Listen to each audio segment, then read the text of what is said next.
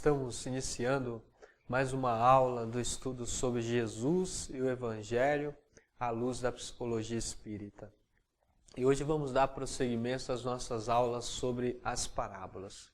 Hoje iremos falar sobre a segunda parte da parábola do filho pródigo. E para iniciarmos, vamos já trazer a narração, continuar. A narração está no Evangelho segundo Lucas. Nos diz ali Jesus, dando prosseguimento à segunda parte agora da parábola. Levantar-me-ei e irei ter o meu pai, e pedir-lhe-ei, Pai, peguei contra o céu, e perante ti, já não sou digno de ser chamado teu filho. Faze-me como um dos teus jornaleiros. Aí, o filho mais novo, a impulsividade em nós, já tinha gastado todas as suas energias, já tinha experienciado na vida, e aí estava com fome, com sede de outro tipo de alimento. E aí é importante nós percebermos isso.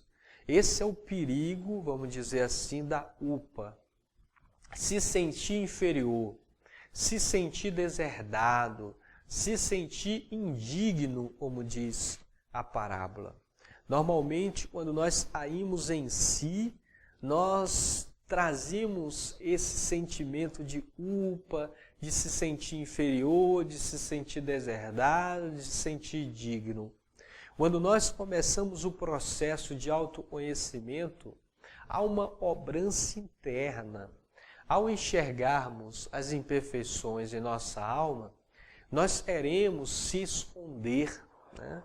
Utilizamos uma roupa de inferior, de coitado até, né? De miserável, de incapaz. Mas existe uma outra parte em nós e não se sente confortável com essa roupa e deseja ser um príncipe ou uma princesa, né? Esses dois lados entram em choque. Mais adiante nós vamos ver na parábola, é o filho mais velho. Esse filho mais novo em nós é a nossa impulsividade, a nossa questão dos instintos ainda, das paixões humanas. Nós percebemos e quando nós percebemos esses valores em nós, nós sentimos culpa, né? E sentimos assim inferior, sentimos indigno, né? das questões espirituais. Vamos prosseguir então aqui na parábola, onde Jesus continua nos ensinando.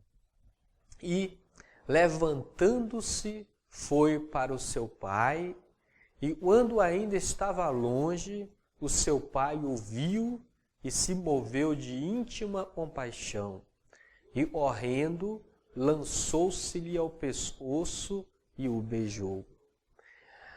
Existe também na alma humana um pai. Nós estamos fazendo a divisão aí desses dois lados da psique, do filho novo, do filho mais novo, do filho mais velho. Nós já simbolizamos esses dois lados da psique. Eu sou, a minha impulsividade, a minha agressividade, o meu desequilíbrio, eu aparento ser, né? A forma eu quero que o mundo me veja. Mas existe um pai e é o centro maior da consciência e da totalidade da psique, e nós chamamos dentro da psicologia espírita de self, e é o próprio espírito. A imagem, como disse Jung, a imagem de Deus existente em nós, é a imago Dei, como disse Jung. Mesmo de longe, o self nos vê, como diz a parábola. O filho estava lá longe e o pai o viu. É assim com a gente. Quando está longe, o pai nos vê. O self vê o ego com compaixão, né? Não com críticas. Então, o centro da consciência maior vai ver a pessoa sempre com compaixão. E se sente feliz todas as vezes e nós nos colocamos como filho, como servo do Espírito Divino e ao Self. Então essa é a simbologia da parábola. Nós precisamos nos aceitar primeiramente, porque a essência divina existente em nós, ela já nos aceita com compaixão e nos entende. Vamos prosseguir aí na parábola e nos diz Lucas, né? Jesus ali narrando a parábola vai nos dizer: e o filho lhe disse: Pai, pequei contra o céu e perante ti, e já não sou digno de ser chamado teu filho. Olha novamente o sentimento de culpa. Mais uma vez nós vamos ver aí e perceber o sentimento de culpa do ego da pessoa. Todas as vezes que a consciência divina ela transparece, ela se manifesta em nossa alma, ou seja, todas as vezes que percebemos as nossas imperfeições, nós caímos no erro de se auto-martirizar. Isso é um erro muito grande, porque a reflexão, a introspecção, a avaliação, isso é necessário nós fazermos de nós mesmos, na nossa alma, né? Mas quando nós caímos no campo do auto-martírio, de se sentir coitadinho, inferior, de se sentir baixo, sujo, isso não é bom, porque a consciência vai caindo num padrão ali perigoso. Nós precisamos levantar a cabeça, reconhecer, né, o caminho e não foi muito bom e nós trilhamos no passado e agora começar a trilhar um novo caminho. Esse é o processo natural do autocrescimento, da autorrestauração. Vamos prosseguindo aí, mais um trecho da parábola, onde Jesus irá dizer assim: mas o pai disse aos seus servos: trazei depressa o melhor vestido e vesti-lhe, e ponde-lhe um anel na mão e alparcas nos pés, e trazei o bezerro cevado e matai-o, e comamos e alegremo-nos, por este meu filho estava morto e reviveu, tinha-se perdido e foi achado. E começaram a alegrar-se. Aí nós já percebemos nesse trecho da parábola, e a essência divina existente em nós está simbolizado no Pai, ou seja, no Self, conforme a psicologia espírita, a psicologia profunda. O Self é o centro maior da consciência. Ela não está preocupada com o que a pessoa, ou seja, o ego fez, mas sim se o ego, a pessoa, está ordando para a realidade do espírito, está buscando a sua autotransformação, a sua mudança interior. Está perdido em si mesmo, como diz a parábola, é muito difícil o indivíduo estar perdido em si mesmo. A maior perda é essa, pois o maior resgate que deveremos fazer é o resgate da nossa própria alma. Não é resgate do outro, das coisas externas, mas é resgatar a nossa própria alma. Quando nós nos encontramos, há uma felicidade imensa no Self, no Pai, no centro maior da consciência, nessa essência divina existente em nós. Então, quando nós começamos a nos encontrar, há uma felicidade interna muito grande. O Self, né, o Pai, ele realiza um banquete e prepara o ego para a festa. E quando falamos em festa, na questão espiritual, festa é trabalho. Festa, a gente comemora a vida trabalhando, edificando, construindo primeiro a nossa residência espiritual, a nossa própria alma. Então, a parábola vem trazendo toda essa pintura para que nós possamos decifrar, né? Vamos prosseguir aí, onde Jesus continua nos explicando essa parábola tão profunda, ele nos diz assim: e o seu filho mais velho estava no campo, e quando veio e chegou perto da casa, ouviu a música e as danças, e chamando um dos servos, perguntou-lhe, e era Ilo. E ele disse: veio teu irmão, e teu pai matou o bezerro cevado, por eu recebeu são e salvo. Mas o filho mais velho se indignou e não iria entrar. Aí vai aparecer a figura do filho mais velho. Nesse momento de alto encontro, o outro lado da psique, e é o filho mais velho, aparece. O filho mais velho é e nós aparentamos ser. Toda vez que nós começamos a trabalhar com os nossos impulsos, nossos instintos, né, animalizados, as nossas tendências ainda muito impulsivas, animalizadas, aparece essa outra máscara e é o filho mais velho, e nós aparentamos. E nós devemos prestar atenção, pois quando nós começamos a nos encontrar espiritualmente, as máscaras começam a aparecer.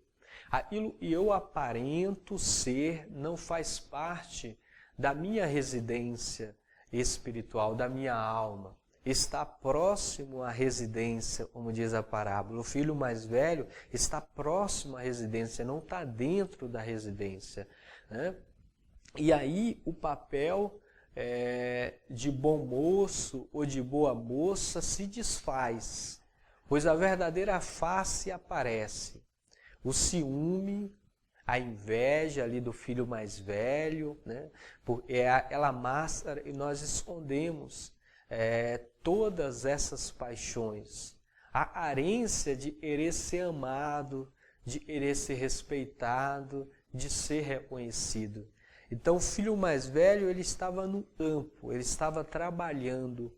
Normalmente nós começamos a mudar, espiritualmente nós vemos a nossa impulsividade, a nossa agressividade, e aí nós começamos a fazer um processo de autoanálise, ingressamos aí dentro da doutrina espírita, falando mais particularmente da doutrina espírita. Então as casas, os centros nos oferecem os cursos de autoconhecimento, de estudo doutrinário, e aí nós começamos a usar uma máscara, fazer o papel do bom moço, da boa moça. Isso é muito perigoso, pois nós deveremos entender, e ainda temos impulsos sim, e temos instintos, nós deveremos trabalhar o controle, o equilíbrio, e não fazer um papel, né? E aí, quando nós fazemos esse papel de bom moço ou boa moça, nós estamos escondendo ali uma carência muito grande na alma. E é de ser reconhecido, de tentar agradar o externo. Vamos prosseguir. A parábola vai deixar isso bem claro. E aí Jesus continua dizendo: e saindo o pai, instava com ele. Mas respondendo ele, disse ao pai: eis que te sirvo há tantos anos, sem nunca transgredir o teu mandamento, e nunca me deste um cabrito para alegrar-me com os meus amigos. Vindo, porém, este teu filho, e desperdiçou a tua herança com as meretrizes, mataste-lhe o bezerro cevado. Vamos prestar atenção nessa face da alma humana, do filho mais velho, como dissemos, aquilo que aparentamos ser.